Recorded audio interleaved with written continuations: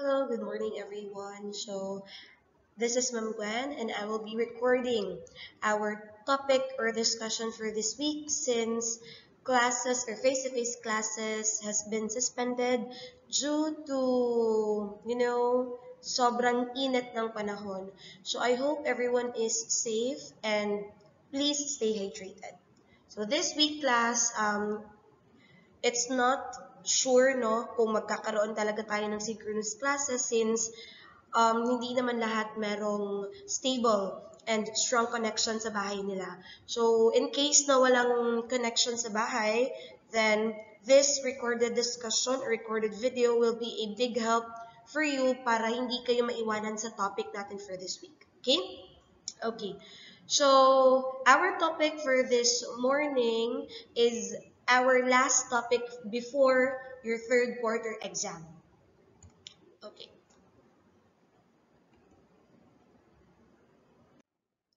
So for our objectives, number one, we have to discuss first aid and the different types of bandaging. Number two, appreciate the importance of learning first aid and bandaging. And number three, perform the proper execution of different types of bandaging. So, we'll see if ma-achieve natin lahat ng objectives natin by the end of our discussion. So, our topic is first aid and bandaging. So, our topic is first aid. So, first aid class is the immediate care given to a person or victim who has suddenly become ill or has been injured. So when we say first aid class, it means paunang lunas, unang help, no? Unang tulong or unang assistance na binibigay natin sa isang patient or victim habang hindi pa dumarating yung medical assistance from experts like doctors or physicians. Sa first aid class, ang goal lang natin dito is to lessen or to minimize yung pain no, na nafe-feel ng ating victims due to the injury or accident na kanyang na-encounter. So, si first aid class, ang purpose niya rin is to prolong the life of our patient, di ba? Ang motto nga ni first aid is we have to save lives. So, yun yung kailangan natin maging objective, no? Pag nag-a-apply tayo ng first aid, dapat yung goal natin is mapahaba natin yung life ng ating patient habang wala pa yung medical assistance talaga na magpo-cure sa kanya. Okay? Okay. Okay, so we also have here our role, no, as first aider. So number one, we have to bridge the gap between the time of the accident and the arrival of the physician. Sabi ko kanina, yung first aid is paunang lunas or prior assistance lang po sa victims natin. So yung sinasabi ditong bridge the gap between the time, alam niyo naman class, we are in the Philippines. So masyadong matagal yung response, no? Minsan nga, namamatay na lang yung pasyente, hindi pa dumarating yung tulong. So as first aider, yun yung dapat natin i-bridge, no? Yun yung dapat natin gawan ng solution. Dapat i-bridge natin yung gap between sa time na darating yung physicians or yung medical assistance at yung time na kailangan maghintay ng patient. Okay? So, for example, meron kang ni-rescue no, na patient and then tumawag ka ng tulong. Ang sabi sa'yo is, darating sila in 15 minutes. So, hindi tayo pwedeng mag-standby lang or maghintay lang ng 15 minutes na dumating sila. So, as first aider, kailangan natin i-bridge yung gap, no, na hindi pa dumarating yung medical assistance. Pwede tayong mag-apply ng first aid, pwede natin i-interview yung patient natin so that we'll know kung kamusta siya, kung ano yung nararamdaman niya, para pagdating ng doctor, alam natin kung ano yung isasagot natin. If conscious yung ating patient. So, just like that class, we'll have to apply first aid to bridge the gap no, between the time of the accident and the arrival of the physician. Okay? Next is our role as first aider ends when medical assistance begins. So, as first aider class, hindi ibig sabihin na tayo yung unang nag-touch ng patient, isa atin na yon. Hindi natin pwedeng sabihin sa doctors na, ay doc, akin tong pasyente, wag mong gagalawin. Hindi pwedeng ganon. Kasi, although we are trained, no, first aiders, meron tayong certificates and all, hindi pa rin natin papantayan yung expertise talaga ng mga tao na nag-aral at nag-google talaga ng time just to know, no, the cure of this specific sickness, no, or disease, or even accidents. So, natatapos po yung role natin as first aider kapag dumating na po yung tulong or yung medical assistance. And lastly, it doesn't intend to compete with or take place of the physician. Yun yung sabi ko kanina, no? Hindi ibig sabihin na naka-training ka bilang first aider is makikipagkompetensya ka na sa doctors or physicians na expert na talaga in this kind of field. Hindi pwedeng, ay, hindi to alam ng doctor, ito alam ko to. Hindi ganun. Okay? We are here with the same objectives to save lives, no? Kaya, pag dumating na yung doctor or physicians, if kinausap ka ng doctor, then mas better para at least makapag-communicate kayo kung ano yung first aid na ginawa mo. Pero pag hindi tayo pwedeng magsabi na, unsa maning doctor, wala dito gitagad. Kasi class, it's an emergency. So, dapat unahin talaga natin yung welfare ng ating patient. Okay? And then, as first aider, meron din tayong objectives. Yun yung sinabi ko kanina, class. Meron tayong long-term goals kapag naging first aider tayo. Of course, number one is to prolong life. Yun nga yung sinasabi ko, class, na kapag naging first aider tayo, dapat yung motto natin is makapag-save tayo ng life as possible as we can, no? As much as possible. Yun naman din talaga yung ginagawa natin kung bakit tayo nag-a-apply ng first aid, no? Para ma-prolong natin yung life ng ating patient. Also, to alleviate suffering or to lessen man lang, class, or minimize yung pain na nafe-feel ni patient. Kasi syempre, na-disgrasya siya, may sugat siya. Masakit talaga yun.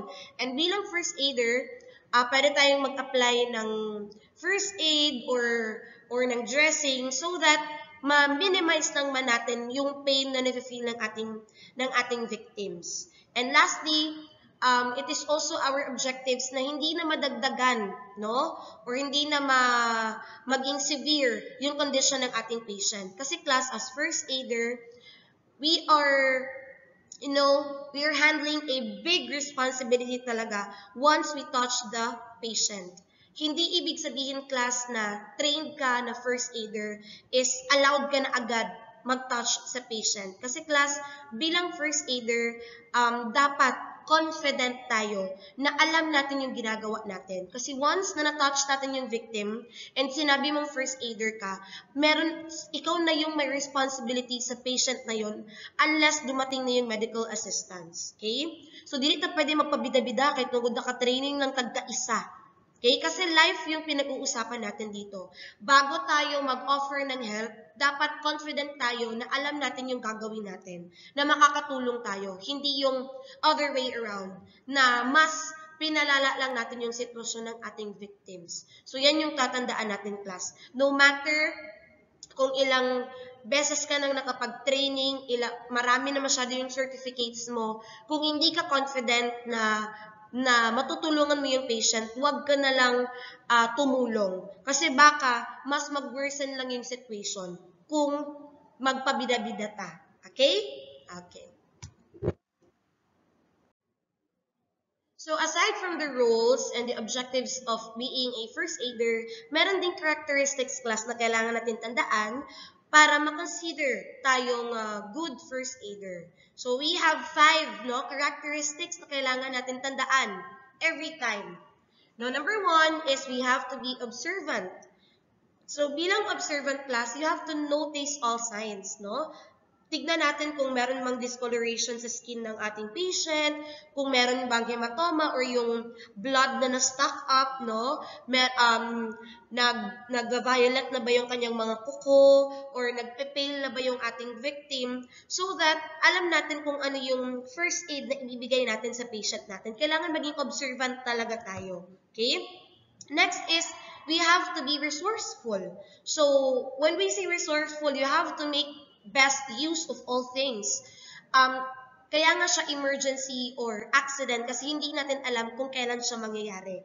So, hindi natin laging dala-dala yung mga first aid kit natin, especially our triangular bandage. So, for that, kailangan natin maging resourceful. Hindi pwedeng, ay wala akong triangular bandage, may bili muna ako. Hindi pwedeng ganon. So, kailangan natin maghanap ng mga resources na pwedeng makatulong sa atin, na makatulong din doon sa victim natin. Like, for example, merong na-fracture, no? Kasi natipalo siya. So, kailangan niyang splint, no? Yung parang ilagay sa stretcher. So, pwede tayong maghanap ng mga bagay, like for example, tela, like kumot or any cloth, no? Tapos lalagyan natin ng kahoy na makikita natin sa daan. Tapos, yun yung tatalian natin using the different types of knots, no? And then, doon natin ilalagay yung patient natin. So, kailangan natin maging resourceful class, no? Para matulungan natin talaga yung ating patient. Hindi tayo pwedeng mamili na, ay, wala akong gamit ngayon, so hindi ako pwedeng tumulong. So, hindi pwedeng ganon. Okay? Next is gentle. So, as first aider class, you have to be gentle. Kasi, yung mga naka-encounter ng accidents class is meron na silang trauma. So, kung dumating ka doon na instead na tulungan siya is nagyaw-yaw ka, mauna, kay ka, nag-drive ka. So, hindi pala first aider yung dumating. Nanay di ay na nagyaw-yaw sa iyang anak. No? So, as first aider, you have to be gentle. Kailangan natin, kumbaga, kailangan natin i-comfort yung ating patient na magiging okay ang lahat, na gagaling siya, ganun. Kasi, para hindi na natin madagdagan yung pain na nafe-feel niya. Kasi once na na-stress yung victim natin, possible na mas matataas yung risk, no, ng injury niya. Okay? So, tactful. Ano ba yung tactful? You shouldn't be alarming. Hindi dapat tayo nagpapanik. No? As first aider, dapat tayo yung pinakaunang pinakakalma at pinaka-relax. No? Hindi natin pwedeng ipakita sa victims natin na nagpapanik tayo kasi sila mismo is magpapanik din. So instead na gagaling sila is nasamutan na hinuon sila, nadayunan na hinuon, no? So dapat relax lang tayo. Dapat kausapin natin yung patient natin na maging relax lang, kalma lang, no? Darating yung tulong. Ganon. And lastly, you have to be sympathetic. Okay? You should be comforting. Yung sinabi ko kanina, kailangan gentle tayo, kino-comfort natin yung ating patient kasi nga, they are under trauma. Na-trauma na sila sa accident na nangyari sa kanila. So, hindi na makakatulong kung papapagalitan pa natin sila. So, dapat i-comfort natin sila na parating na yung tulong, nagagaling sila, na parating na yung family nila so that mas ma-motivate sila na tulungan din yung self nila na gumaling. Okay? So, ito yung mga characteristics para ma-consider ka as a good first aider na kailangan din natin i-remember always. Okay? Okay, next one, of course, being a first aider, kailangan meron din tayong gamit. So, ito yung mga first aid kit, no, na usual talagang ginagamit natin during first aid applications. So, of course, kailangan natin ng rubbing alcohol, no, for to avoid infections and bacteria. We have povidone iodine, yan yung betadine class na tinatawag natin to stop the bleeding. Meron din tayong hydrogen peroxide or yung agua oxinada. Alam niyo yung water na nagabula-bula kung ibutang siya sa samad. So, also, that also helps to remove, no, or to lessen the bacteria na nandoon sa sugat. Of course, kailangan natin ng cotton. Hindi naman pwede na kamay lang yung itatrapo natin doon sa sugat. No? Possibly, marumi yung kamay natin so mai-infect yung sugat. So, we have cotton swabs. Pwede rin yung band-aids para hindi marumihan or hindi ma-infect yung sugat.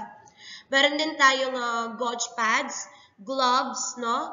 Bandage, merong triangular, merong elastic, and merong roller bandage.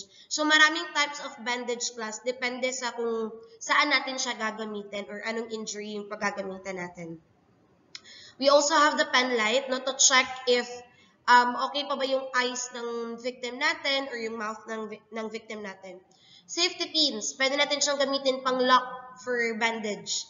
Forceps, scissors, tweezers, medical tape, splinters or splints, and tongue depressor. Para makita natin kung umatras na ba yung ano niya, yung tongue. Kasi sinabi nila, pag ganun daw, medyo delikado na yung lagay ng patient. So, meron tayong mga ganitong kit para malaman natin yung condition ng patients natin. Okay? Okay. So, ano ba yung mga conditions class na nagre-require ng first aid? Number 1 is fainting or yung pagkahilo. Okay? Meron din tayong nosebleed. Class, nosebleed is very common nowadays kasi sobrang init. Yung nosebleed class, natitrigger siya kapag mainit masyado yung panahon or mainit yung paligid. So, please stay hydrated talaga. Drink water as much as you can. Pero always remember class na kapag mainit yung panahon, huwag kayong iinom agad ng malamig na water para maiwasan natin ang heat stroke. So, inom lang kayo ng warm water, no? Para hindi rin mabigla yung katawan natin kasi init at lamig, baka mag-clash sila. Okay? Then, we also have wounds, no? Yung may mga sugat. Yun din yung ina-apply natin ng first aid. Si wounds class, meron siyang tatlong types. We have closed wounds, open wounds, and explosion or the fractures. Later on, pag-uusapan natin yan. So, ngayon, let's start with fainting. So, si fainting class or yung pagkahilo, it is caused by a sudden fall in the supply of blood to their brain that results in the temporary loss of consciousness. So, malalaman natin class if nahihilo yung isang tao kapag pinagpapawisan siya, tapos medyo nahihilo siya, nasusuka, medyo mahina talaga or nangihina.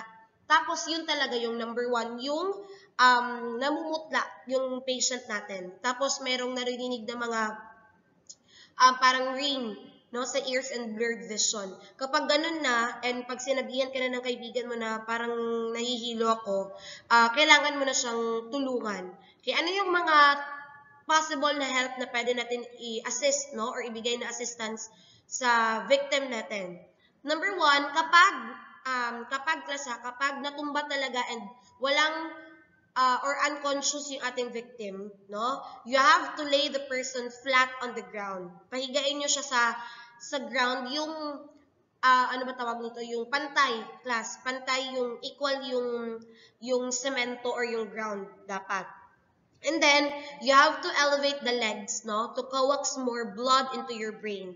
Kasi, class, kapag nahihilo tayo, parang kulang yung supply ng blood sa brain natin. So, kailangan mag-flow, no? Or mag-circulate ng blood natin papunta sa brain. And para magawa yun is, kailangan natin i-elevate yung ating legs, no? Para bumaba yung blood sa brain natin. Okay? Kapag naman conscious yung victim natin, class, pwede lang natin siyang paupuin, no, sa upuan, and then, kailangan lang naka-relax lang talaga siya. Okay? And then, if a person is on chair, push his head between his knees.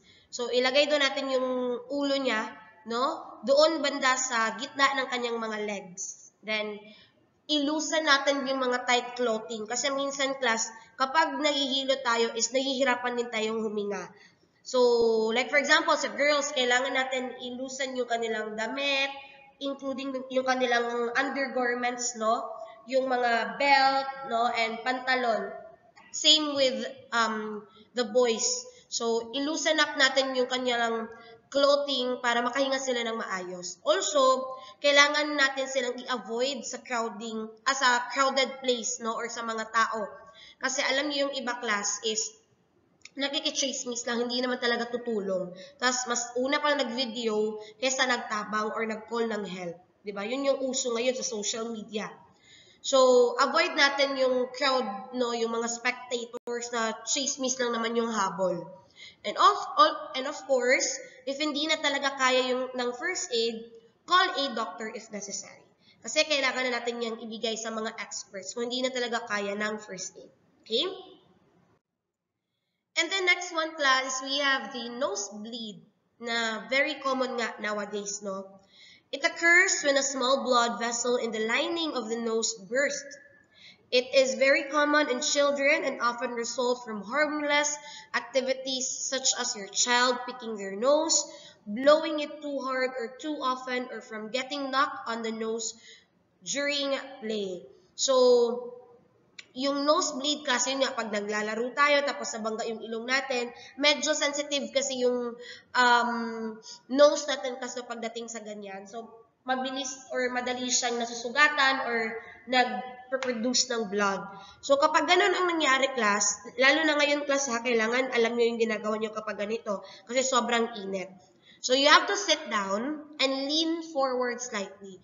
So, mali pala yung ginagawa ng parents natin, class, na anak o ginapahangad. So, mali pala yun siya. Dapat pala hayaan lang natin tumulo yung dugo kasi hindi na talaga natin yun siya masastop. Meron lang siyang time span na tutulo yan siya and siya lang din automatic yung magsastop. Okay? So, kailangan na natin mag-lean forward and then hayaan na natin siyang tumulo and then after that, i-pinch niyo yung nostrils ninyo. Ito dito sa gitna. Di ba may butas? Yung gitna nito, itong maliit na parang bony part ng nose, i-press nyo lang yan siya for 10 minutes. Bakit ganon? Di ba class, kapag may blood, kailangan natin mag-apply ng pressure para mag-stop siya. So sa nosebleed class, dito natin nilalagay ang pressure sa nostrils natin para mag-stop yung blood. Okay? After 10 minutes, release your nostrils slowly. Then, ulit-ulitin nyo lang kapag meron pa ring blood. Mag-stop lang kayo kung wala ng blood. I think it's effective, class, kasi yesterday, I encountered na yung student ko, no, one of my students sa grade 11, nagka-nosebleed siya due to, yun nga, hot weather. So, yun yung ginawa ko. Pinalean forward ko siya and sabi ko, i-press mo yung nostrils mo and then after ilang minutes, nag-stop na yung blood. So, I hope maalala nyo na gawin yan, class, kapag merong mga ganun na pangyayari. Lalo na ngayon na sobrang init. And then, after that, do not touch or blow your nose, no, for about 24 hours kasi medyo sensitive pa yan siya. So, wag nyo nang lagyan ng cotton, no, yung nose niyo para hindi tumulo yung dugo. So, hayaan nyo lang talaga siyang mag-flow, class. Okay? And of course, kapag hindi na talaga kaya ng first aid, bring your patient to hospital if necessary. Okay? And of course, meron tayong wounds. Ito talaga yung pinaka-ina-applyan natin ng first aid. So, ano ba yung wounds, class? Of course, maraming types of wounds, no? Ano yung mga signs and symptoms niya? Kapag masakit, of course, yun bang hindi nasasaktan kapag nasusugatan, no? Merong pain, merong swelling or pamamaga, discoloration ng sugat. Sometimes, namumula siya at first and then nagva-violet siya. Then, hematoma. Wag naman sana, no? Yung hematoma, class, ito yung parang nag-stuck yung blood. Parang pasa, good class, ganun. Parang pasa yung labas niya, yung parang nag-brown siya or violet. Yun yung hematoma, nag-stuck na blood. Uncontrolled restlessness, thirst, shock, and vomiting. Kapag ang victim, class, is nauuhaw na siya, tapos sumusuka, ibig sabihin, medyo complicated yung kanyang situation kasi baka nagkaroon na ng infection or sa loob, no? So, yun yung tatandaan talaga natin kapag sumusuka na yung pasyente. Okay? So, meron tayong mga types of wounds, class, and paano natin siya tinitreat. So, mag-start tayo with a closed wound. Okay? Number 1 is the contusions. Ano ba yung contusions, class? Ito yung sinasabi ko kanina na parang hematoma. It is more commonly known as bruises, no? Pasa. So, yan po, as you can see on the picture, para siyang brown or violet na nag-stuck yung blood. Yan yung tinatawag natin na contusions. Okay? And paano natin siya tinitreat? Kailangan lang natin siya lagyan ng or i-warm compress. Kasi syempre nag-stuck siya na blood, class. So in order na mag-flow ulit, no, yung blood or mag-circulate ulit yung blood, kailangan natin siyang painitan, no, or i-warm compress, hot or warm compress para magkalat ulit ang dugo. Di ba like for example, good sa pancit canton, pag nadugay sa ref ang pancit canton, di ba magbuo tong iyang mantika, anong ginagawa natin? Di ba pinapainitan para mag-liquid type na ulit siya? Ganon din yung blood, class. Kailangan natin siyang painitan or i-warm compress para mawala yung stock ng blood. Okay?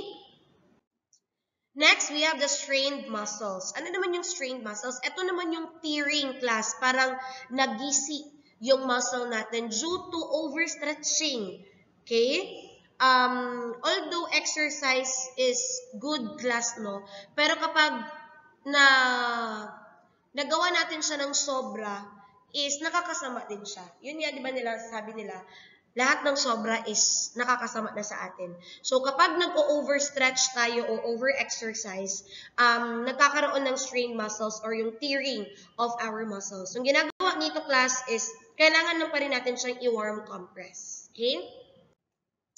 Next naman is the sprained ligament or, alam nyo, yung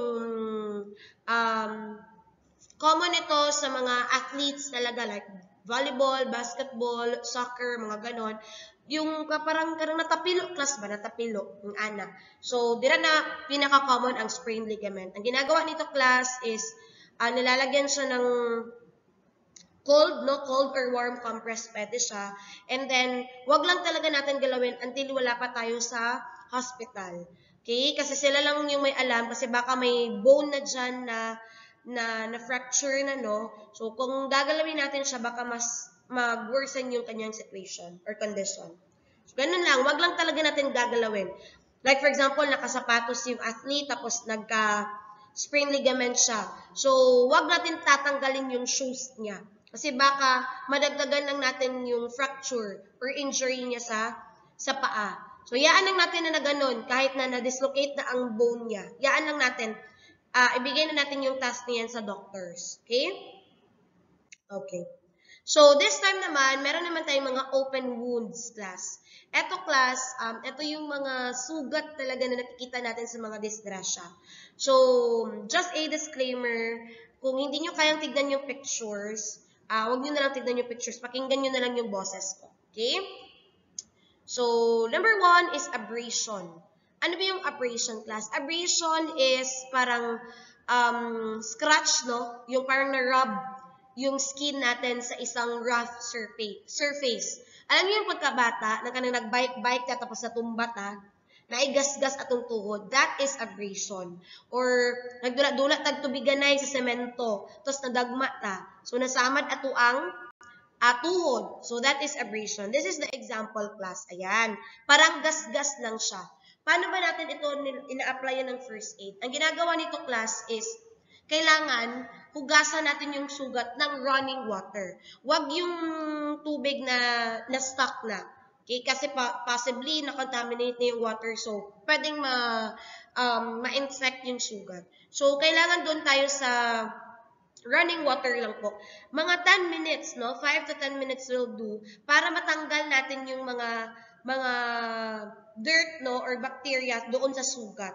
Kasi useless ng class na kapag nasugatan ka tapos nag-apply ka ng dressing, magiging useless yung dressing natin kasi nandun pa rin yung bacteria. So, kailangan hugasan muna natin siya ng running water. Huwag po natin itatouch yung sugat.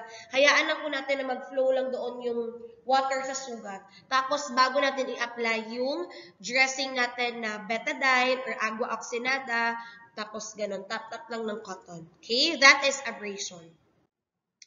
Next naman is puncture. Ano naman yung puncture?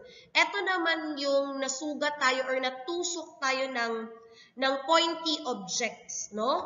Like for example, pagbata ninyo sa elementary, giaway mo sa inyong classmate, gitusok ninyo og pencil. So kana, no? Very common example of puncture. So para maano ninyo, tawag dito, ma-imagine niyo, no, ito yung puncture class, yung parang natusok talaga ng pointy object yung inyong skin. Like, pwedeng napusok kayo ng, yun nga, lansang, no, or any pointy na bakal, ano sa pa ba? Thumbtacks, no, lapis, mga ganon. Basta natusok, no, natusok talaga yung talagang nang nabaon talaga sa loob ng skin niyo yung pointy object, that is puncture. Okay? Next one, we have the incision. Si incision naman class, it is just a clean, no, and straight cut, no, by using sharp object. Pero hindi siya ganun ka-deep talaga. Usually, ginagamit ang incision class sa operation, no, katulad nito. Ganyan. Sa yung CS, sa pregnant, or siguro nasugat ka ng sharp object, no, ganyan. Like this sa second picture, mga ganun class, that is incision. Ang treatment nilang class is of course, kailangan niyang i-dress, tapos kailangan talaga siyang tahiin. Pero ang pagtahi class, hindi na siya karang tahi lang na sa damit ha. Kailangan talagang ipadala nyo siya sa doktor. Kasi iba yung needle and thread na ginagamit nila class. Okay? Pang medical tool talaga yun siya. That is incision. Hindi siya ganun ka-deep talaga na cut and clean and straight cut lang talaga siya. Usually ginagamit for operation. Si laceration naman class, eto naman yung talagang accident na nangyayari. Hindi siya clean, hindi rin siya shortcut. It is a deep, no? Deep cut talaga na talagang makikita mo na yung or matitear na talaga ng yung skin natin and magkukos na siya ng maraming blood. Okay? So ganito siya. Ayan, no? So, masyadong malaki yung sugat. Talagang tawag dito, na-cut talaga. Like, for example, yung sa mga kutsilyo. Ganun, no? Yung mga malaki talaga na sugat sa kutsilyo.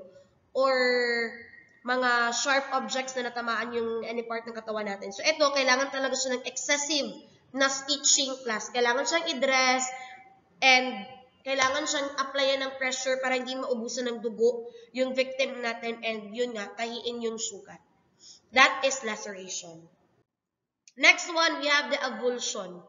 Si avulsion naman class, although it is still a tearing, no? Tearing ng skin and tissues natin. Pero ito, mas super lala siya class. Kasi, talagang makikita na natin yung laman, no? Yung mga skin and tissues natin. Ganun siya kalala yung avulsion. So, kung laceration, na-cut lang siya, yung avulsion class, cut plus parang nasunog, na parang, basta, tignan nyo na lang yung picture para mas ma-imagine ninyo. Usually, nangyayari siya class kung may mga car crashes kasi may sunog siya, then explosion, may burn siya class, may burn, tapos may cut, no? Ganito. Yung parang nakita na talaga yung mga skin, yung mga tissues and all. Parang konti na lang makita mo na yung buto, no? So, ganun siya class. Parang may bahid siya ng sunog before siya nag-cut. No? Na-tear. Nagisi ba? Kumbaga, nagisi. Ang ginagawa nito class is talagang hindi siya yung dressing talaga. Kasi nga, di na ito open na yung wound. So, yung doctor lang talaga yung nakakaalam kung paano ito tinitear. Tinitear. Ina-apply ng first aid. Basta pag may ganitong nangyari class, itakbo nyo lang talaga agad sa hospital. Kasi although, kaya naman siya ng first aid, pero baka kasi mas mag-worsen lang yung situation. Okay? And lastly, we have the amputation. Ito yung pinaka-severe class to yung amputation. Talagang natatanggal. No? Natatanggal yung part ng katawan natin. Like for example, naputol yung kamay, naputol yung paa, naputol yung fingers natin, gano'n. That is amputation. Usually, nangyayari siya class kapag accident, no? Like, kanang nasundang, or naipit, no? Tapos hindi na siya makaya kaya naputol na lang. So, example class is ganito, no? So, naputol talaga yung part ng body natin. So, ito yung amputation na tinatawag, no? Yung naputol yung, for example, this second picture, naputol yung kamay. That is traumatic amputation. Paano natin siya nire-repair? So, ganito siya class. Yes po, actually, pwede pong maibalik, no? Or itaod balik ang naputol na part ng katawan natin. Basta, kapag naputol yung part ng katawan natin, kailangan malagay agad natin siya sa cold ice or ice-cold water. As in, super daming ice. Tapos, ilalagay natin doon yung part na naputol.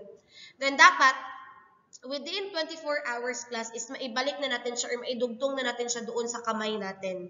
Katulad dito sa amputation repair. Para siyang tinahi, tapos nilagyan ng parang stapler para bumalik na yung skin, no? Kasi class, yung skin natin, at saka yung nerves natin is automatic lang siyang gumagaling. Kailangan lang talaga na tama lang yung pagkakadugtong at pagkakabalik ng posisyon ng part na yon. But, although pwede siyang maibalik talaga class, pwede siyang ma-repair, pero hindi 100% na magka-function ulit yung part na yon kasi possibly may nerves doon na na-touch, no, and hindi na siya mag-function. Pwedeng ito nagka-function siya, ito wala, ito hindi rin, ito nagka-function, and ito nagka-function din. So, hindi 100% na magpa-function ulit yung part na yon kapag binalik siya. So, lucky na lang talaga and fortunate ka na lang talaga if mag-function pa siya ulit once na naibalik na siya. Okay? Okay, that is amputation.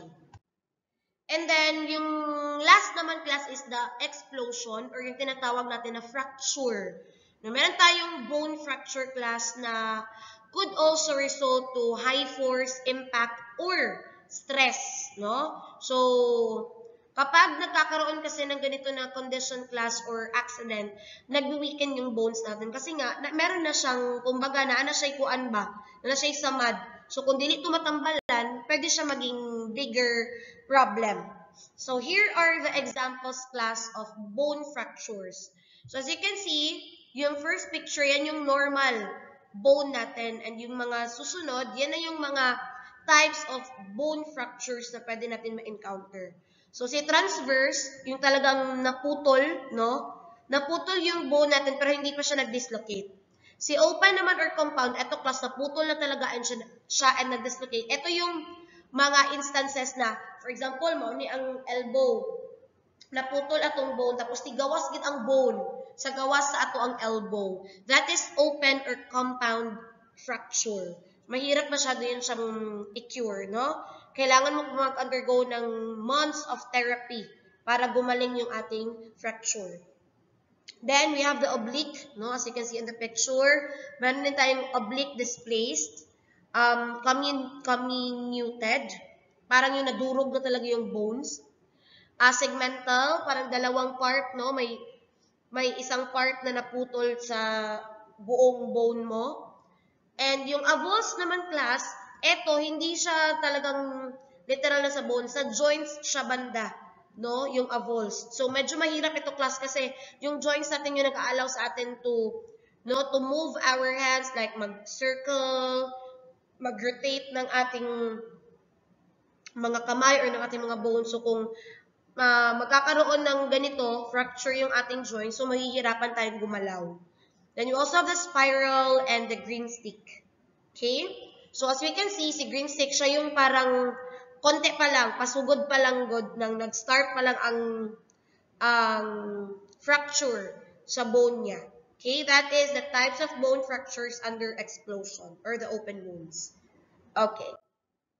So, that's it for the types of wounds class. And right now, we'll proceed na po sa bandaging, which is very, very, very important kasi ito yung ina-apply natin during first aid, aside sa pagdedress ng sugat.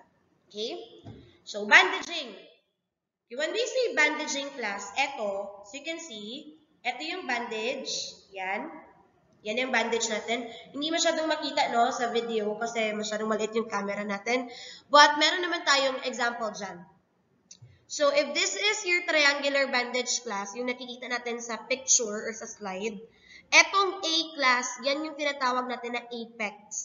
Okay? Tandaan nyo class ha, tandaan nyo yung mga parts kasi hindi ako magsasabi na, okay, hindi ako magsasabi na, okay, gunita dire. No? Hindi ako magsasabi ng ganun. Sabihin ko, okay, hold the apex. So, pag hindi natin alam yung parts, sila patay, asang apex dire, asang side dire, asang base dire. Ganon. Okay? So, etong A class, that is the apex, no? Yung tuktok, kumbaga, ng triangle.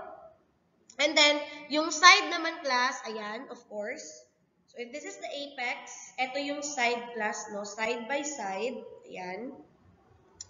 And then, yung letter B naman class, yan yung end. Ito yung end. Bakit siya tinawag na end? Kasi, ina-apply natin siya or ginagamit natin siya pag end na yung ating, pagpa-end na yung ina-apply natin na first aid. Siya yung gagawin nating ending or siya yung itatali natin para hindi matanggal yung in-apply natin na triangular bandage. Then, ito naman class yung sa ilalim, yan naman yung base natin. And sa gitna, of course, that is the open bandage. Okay? Yan yung mga parts ha ng triangular bandage. Kailangan yung tandaan yan. Para alam natin kung ano yung mga gagawin natin kapag magkakaroon na tayo ng application ng bandaging. Okay? Then, also class, we have the cravat na tinatawag. Kasi class, kapag triangular bandage, meron kasing mga sugat class na kailangan natin gamitin yung whole bandage talaga. Lalo na pag malaki yung sugat. Pero, pag maliliit lang yung sugat class, ginagamitan natin yan siya ng cravat. Okay? So, si cravat class, actually mahirap siya kung dito ko siya ipe-perform kasi hindi nyo nakikita ng whole yung ating triangular bandage. But, I will be uploading this video as well as the PowerPoint itself. I-download ko siya and mag-i-insert ako ng video kung paano ipe-perform yung cravat. Kasi gagamitin talaga natin yung cravat sa maraming types of bandaging. So, para makita nyo lang, kapag nagpe-perform tayo ng cravat class, kailangan yung apex class, i-fold muna natin siya. Ayan. Yung end-to-end, ipagtabi natin yung end-to-end. Tapos, naka-fold na siya into 2. And then, dapat si apex nasa left side siya. Tapos, yung nasa right side is yung base. So, ipo-fold lang natin siya class. Fold. Tapos, may makikita tayong parang butas dito. Ipapasok natin yung kamay natin. Tapos, ilalabas lang natin yung tela. Okay? So, ganito na. Same procedure. I-fold pa rin natin siya. Pasok natin yung kamay natin dito sa hole. Then, birahan ninyo itong tela sa sulod. Ganon. So, this is, yung kanina class, yung ganito kalaki, this is the broad cravat. Okay, broad cravat. Yung pangalawang fold class, ito naman yung semi-cravat. Okay? Semi-cravat na ito. Semi-cravat. Yung pangalawang fold. Yung pangatlong fold naman, ito naman yung tinatawag natin na narrow cravat. So, si narrow cravat ang pinaka-common, no? Pinaka-usual na ginagamit natin. Kasi, ginagamit siya sa mga maliliit na sugat. So, si cravat class, nagdedepende siya sa kung gaano kalaki yung sugat.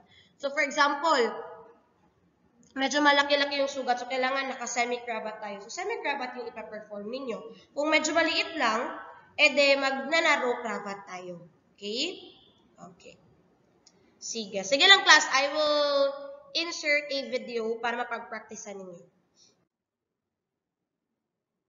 So, bandaging. No?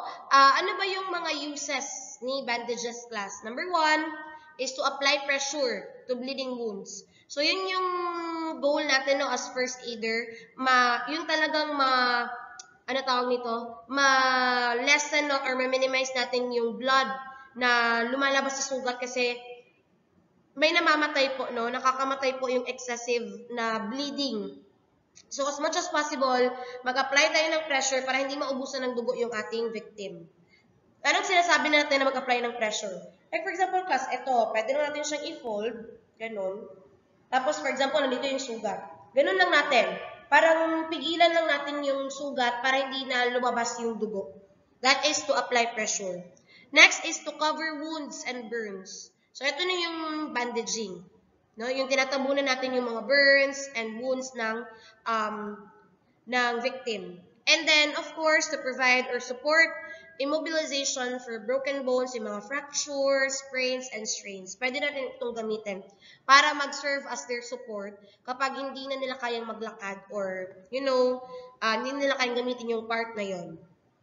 So, si bandaging class, meron siyang 4 types. Meron tayong number 1, si elastic bandage, itong color brown. Usually, ginagamit siya class kapag may fracture or kanang nabikugan, good, anak. No, sa mga athletes, ito talaga yung nagamit nila kapag medyo masakit yung muscles nila. Next, we have the triangular bandage. Ito yung ginagamit natin. We also have the gauze, no? Gauze bandage. Ito yung nilalagay natin after dressing. And we also have the tubular bandage. Si tubular bandage, class, pwede rin pa rin siyang gamitin sa mga fractures, no? Like, for example, kanang na bikugan, no? So, para hindi na umakyat yung bikog, pwede natin itali yan siya para hindi na kumalat, no?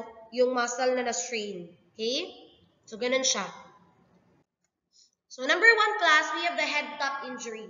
Si head-top injury class, ginagamit natin siya kapag may sugat dito sa ulo or like open wound class, may sugat dito or pwede rin na nasunog yung ulo. Ito yung gagamitin natin na bandaging, yung head-top. So, it would be useless class kung ipa-perform ko siya dito kasi hindi siya masyadong nakikita sa camera natin. So, I prepared a video para makita ninyo yung procedure kung paano siya ipa-perform. Okay, here's the video. Minor burns. Bandaging technique alternative. Head injury bandage for burns. Using a moist triangular bandage, fold an inch of the base of the bandage. Put the bandage on the victim's head, base just above the eyebrows. Cross both ends of the triangular bandage on the back of the head with the tip of the bandage on the bottom off or tucked in the crossing. Then, bandage to the forehead. Tie a knot and tuck the loose end. Pull the tip of the triangular bandage gently, then fold and tuck.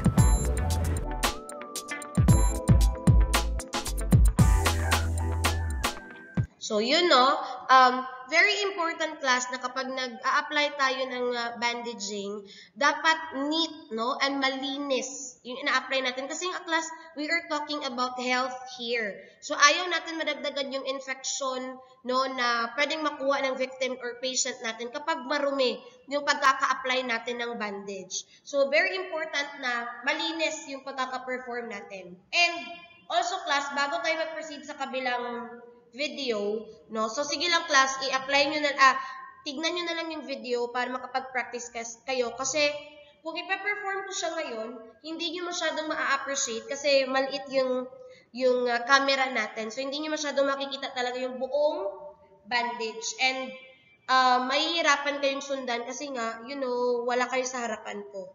So, yun na lang kasi mas klaro yung pagkaka-video and merong explanation. Pero, before that class, you have to practice po talaga yung square knot. Proper square knot. Ano yung purpose ni proper square knot class? Kasi kapag nasa hospital na, alangan naman, itali lang ninyo maskin unsa ang bandage. Tapos magabot dito, imbis na mapadali ang doktor, nadugayan ng doktor, kay dugay kayo siya nagtanggal-tanggal sa inyong gitali.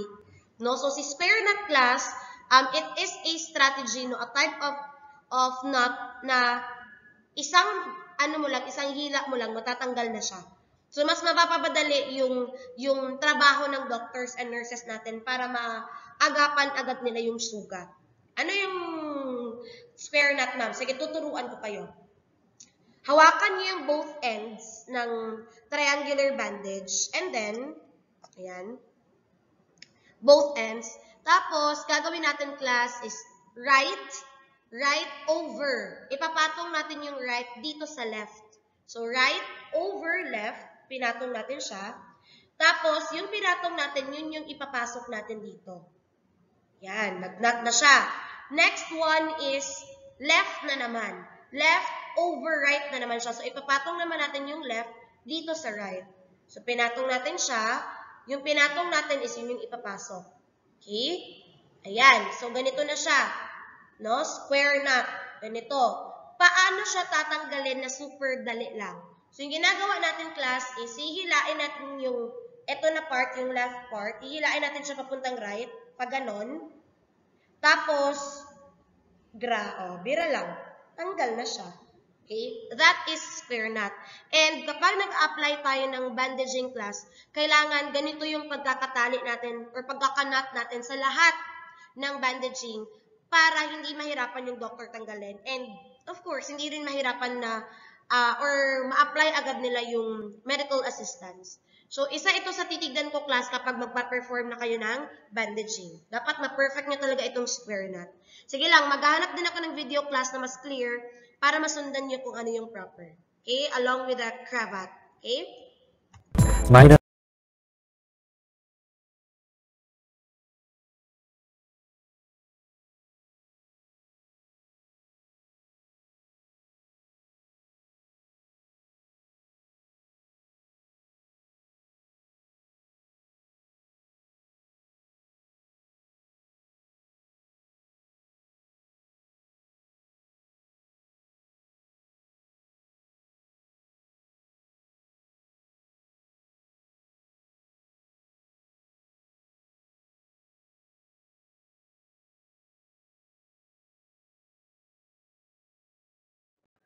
Sige. So, next class, we have, nawala, the chest bandage. Okay, sige. Hindi na siyang balik class. Video na lang. Okay. So, meron tayong chest bandage. Kapag ang sugat class is nasa may chest, yan, you have to apply pressure first. Lagyan nyo ng pressure yung sugat, tapos pwede na tayo mag-apply ng chest bandage. So, ilalagay natin yung apex class dito sa may shoulder.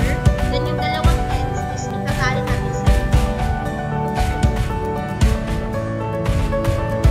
yan. So, pwede natin i-fold yung base ng dalawang pieces para hindi siya mag-loosen. Then, dyan na kayo mag-a-apply ng square knot. And this is square knot yung na rin dyan sa taas may shoulder. Yung apex at yung isang end. Then, after that, you can see merong mga nagka-simil class dito sa inyong square knot. So, itatago po natin yan para neat and clean yung pagkaka-apply natin ng bandage. So, yan, tinago po sir. So, ayusin natin yan. So, this is the chest bandage. Okay? Kailangan talagang naka-fix siya para hindi pumasok yung mga bacteria and all. And dapat medyo mahigpit siya para hindi matanggal yung in-apply natin ng pressure sa sugat. Okay? So, that is chest bandage.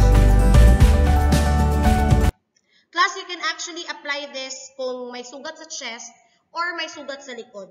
Ibabaliktad nyo lang siya. Kung sa chest, dito nyo ilalagay yung open bandage. Kung sa likod naman is, ibabaliktad lang natin siya. Itong open bandage is nandun na naman siya sa likod. Okay? Okay. So, that is chest bandage.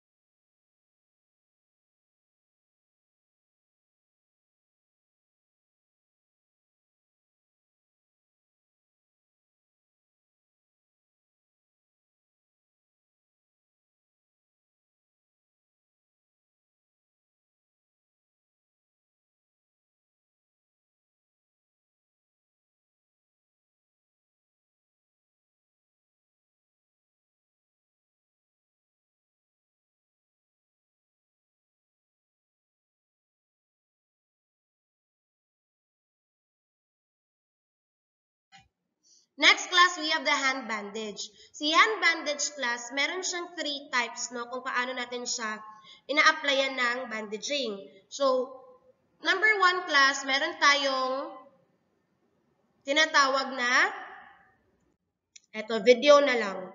Video na lang para mas madali. So, the hand bandage, eto yung ginagamit natin kapag nasunog, no? Or napasok yung ating kamay, yung ating palm. So, open face, no? Open or buong bandage yung gagamitin natin. Hindi krapat. Kapag nasunog ka, So, ganun lang. Ilagay nyo lang yung kamay nyo doon sa bandage, tapos yung apex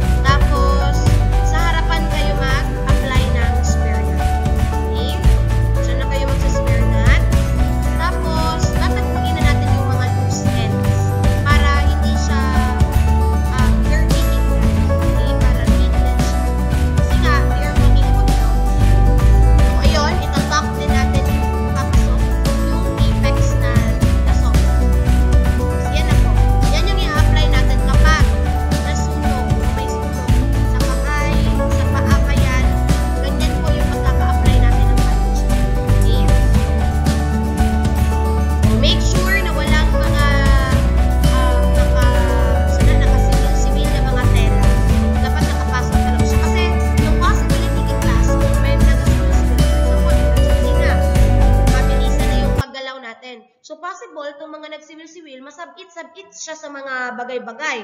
So, imbis na naka-apply na tag first aid, masama dapat ulit kay matanggal man tong kay nabira man tong nagsiwil na tela. So, you have to make sure talaga na naka-insert yung mga loose ends. Okay? Ito yung open palm bandage class kapag open yung wound, yung may burn. Yung isa naman class is open palm bandage. Kung yung sugat class is nandito lang. Nandito sa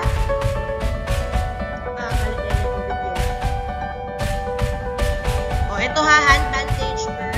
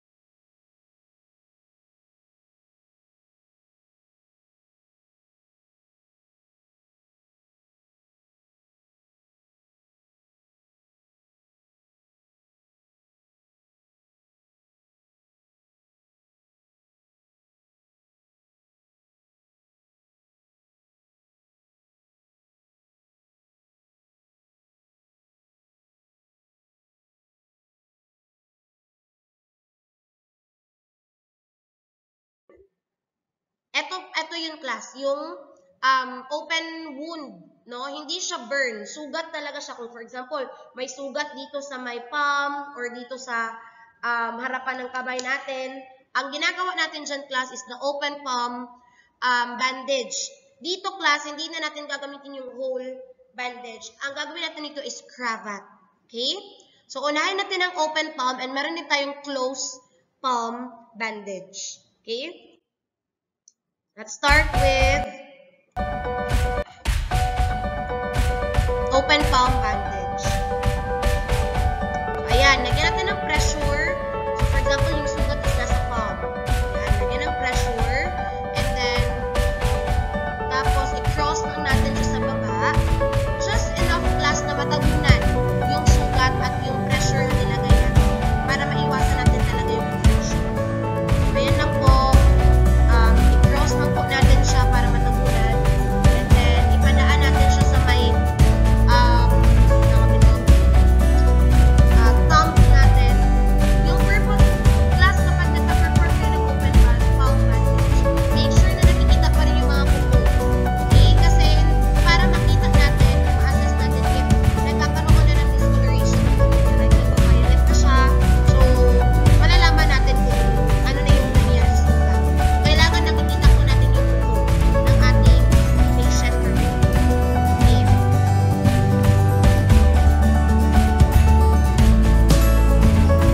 Ayan. So, itago lang natin yung mga loose ends. So, as you can see, nakikita pa rin yung kuko ng ating victim. And ganun po. Sobrang linis ng pagkakakuko. Ayan. So, that is the open palm bandage. Yung isa naman class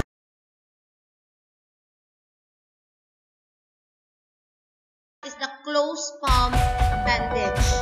Ito naman, mag-apply pa rin tayo ng pressure. So, for example, like that. Pero i-close natin yung sugat. Ay, yung kamay. Para talagang ma-sure natin na na-apply talaga yung pressure. So, ganun pa rin class. You just have to make sure na matatapunan yung sugat, no? At saka yung in-apply natin na pressure para maiwasan natin ang infection or bacteria and talagang ma-apply natin yung pressure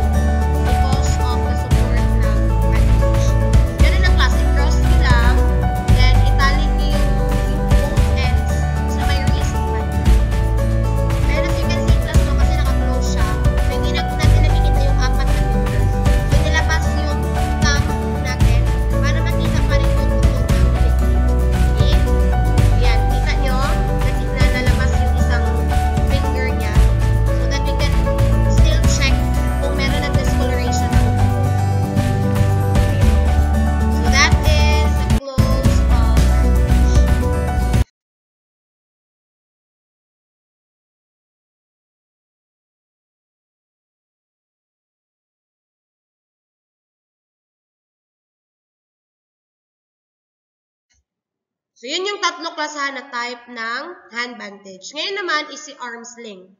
Usually, ginagamit natin si arm sling class kapag kanang mapiang, no, ang kamot, no, natukod or nagka-fracture or whatsoever. So, this is the arm sling. Meron tayong video pa rin.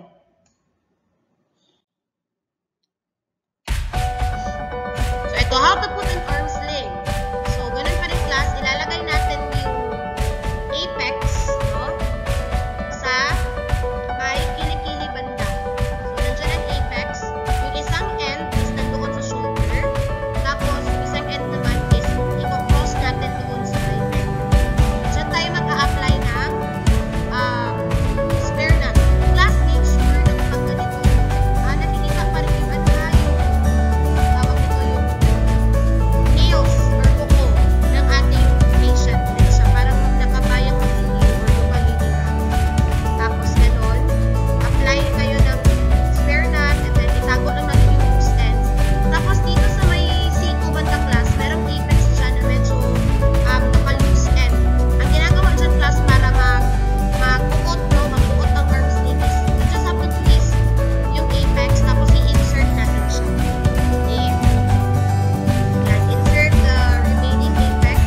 I-twist natin na apex yan. Insert lang natin para magbuot siya. Magbuot ang arm sling. Okay? That is the arm sling. Just make sure na makikita pa rin natin yung kamay niya or yung tubo niya para ma-monitor natin. That is arm sling.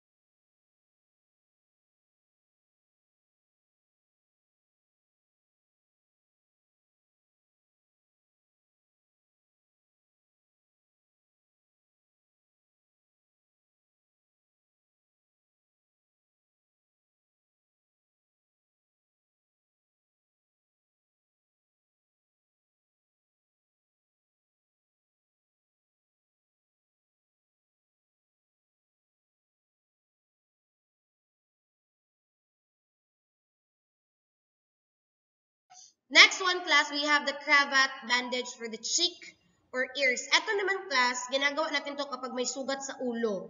Pwedeng sa cheeks, pwedeng sa ears, pwedeng sa forehead, or any part ng face natin, pwedeng ganito. So, ayan. Sample. Other bandaging techniques.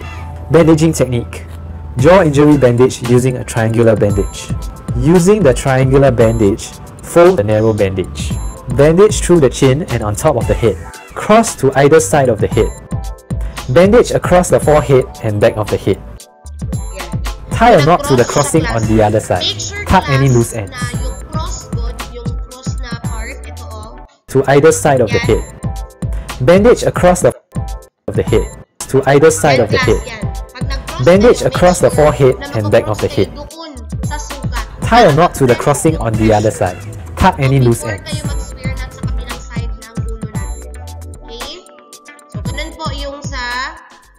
Cravat for cheek or ears na sugat. Okay? Other bandage.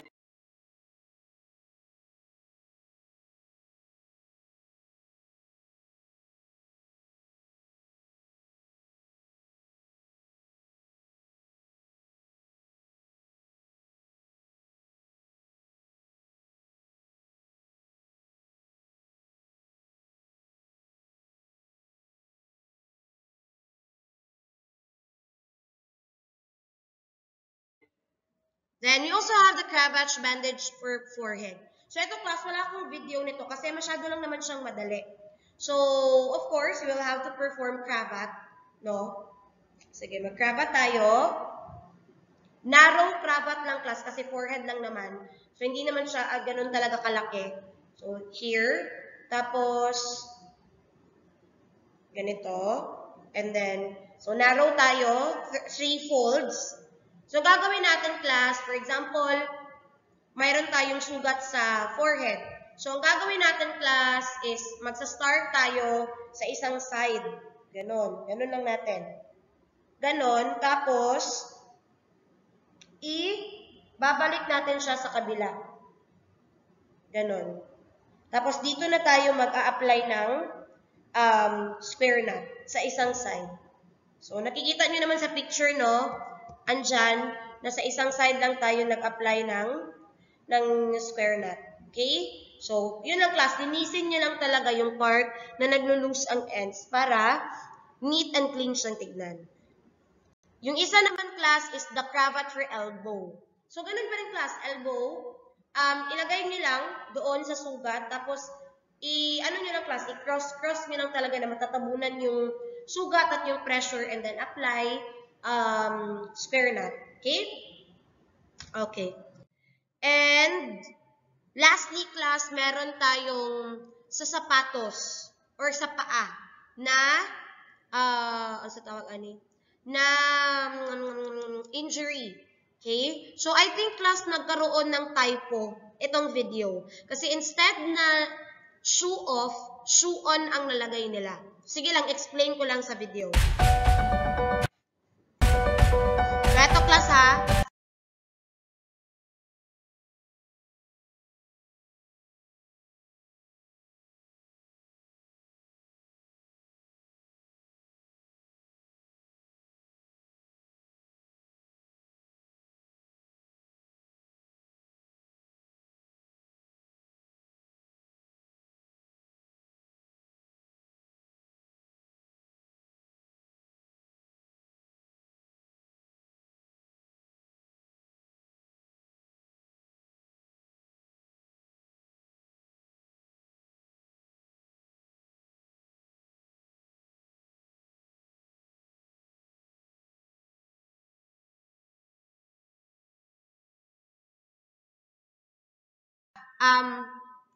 Eto class, ayan.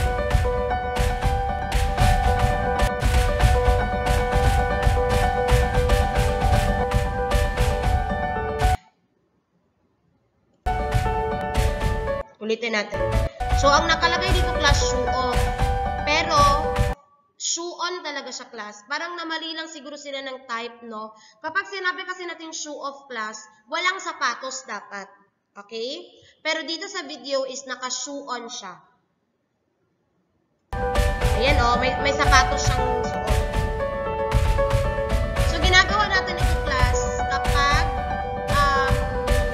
may fracture. No? May fracture ang paa. So, gagawin natin ito as support sa feet para hindi siya masyadong makafeel ng pain kapag inaapak niya at kapag naglalakad siya. So, gano'n. Try lang natin. Ayan. So, that will serve as support sa feet kapag may fracture. So,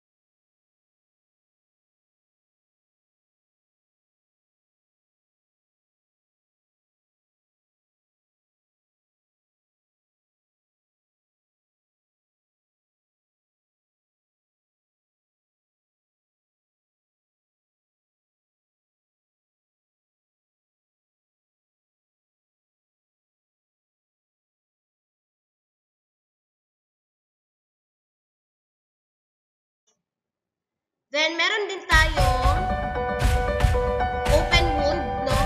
Ito yung sinasabi ko, class, na pareha siya kapag may burn sa kamay. Ganun din ang pagkaka-perform natin sa paa. Okay? Tignan nyo. O, ayun. Naglagay siya ng pressure sa paa. May burn or may sugat. Plus, ha? May sugat talaga. So, lagay nyo lang yung apex sa taas. Tapos, hold nyo yung gilid. Ayan. Then, cross it pababa.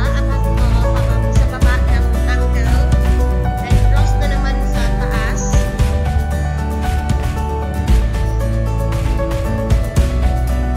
And then, dito kayo sa harap mag-spare knot para mas mabilis matanggal ng buto. No? Tapos, tabunin nyo yung mga loose ends and then takpan nyo ng remaining na apex na naman. Okay? Ayan. So, that is the open wound injury. Yung kanina is, ano yun? Fracture. Bone fracture. Yung shoe-on and shoe. Okay?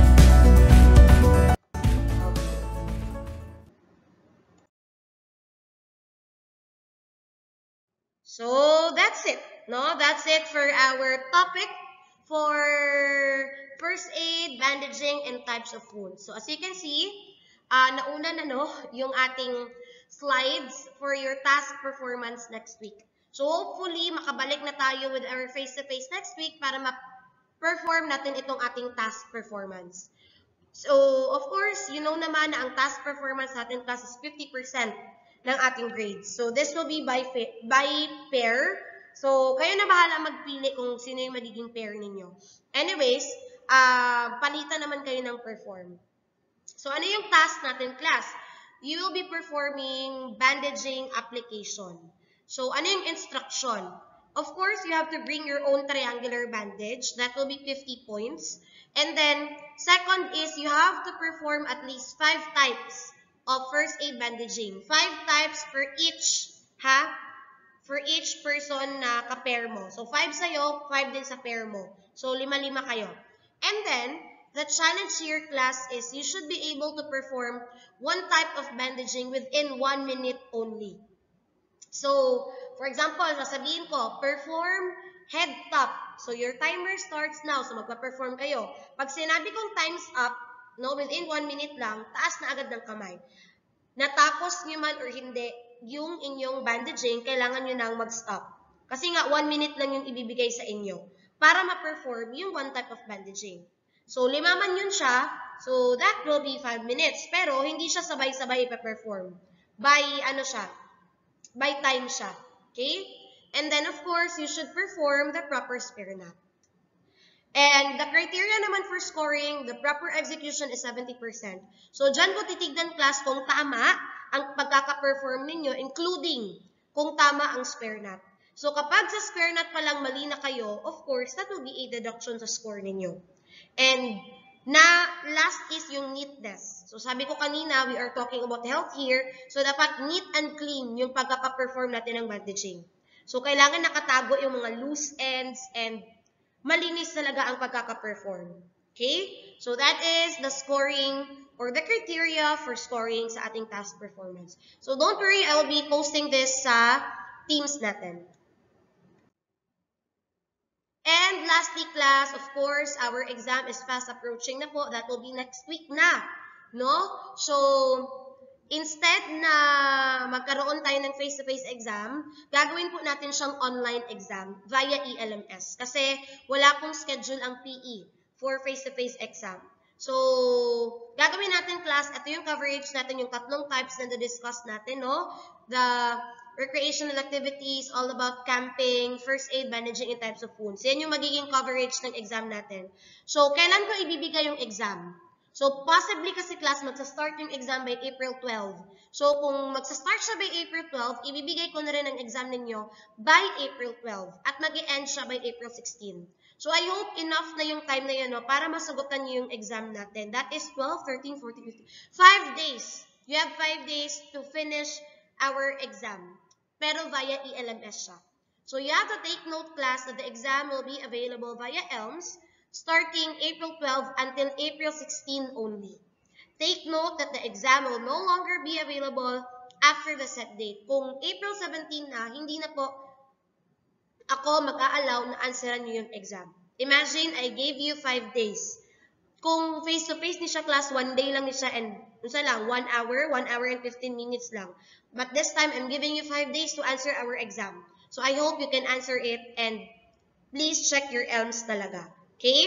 So, no permit, no exam po tayo. I am asking the presence, no, and the help or assistance of our secretary to please check, no, kung sino na yung may mga permit and isulat mo yung walang permit para malaman natin kung sino lang yung bibigyan ng exam at yung hindi bibigyan ng exam. Okay? So, ayan po yung magiging exam natin next week for PE. So, class, again, if you have any questions or clarifications regarding our topic, just please message me via MS Teams para masagot po natin lahat ng questions ninyo. And make sure na after you watch this video, kindly secure your screenshots and comment it down below doon sa aking announcement. That will serve as your attendance for today. Okay? No screenshot, no attendance. Tandaan niyo yan. Okay?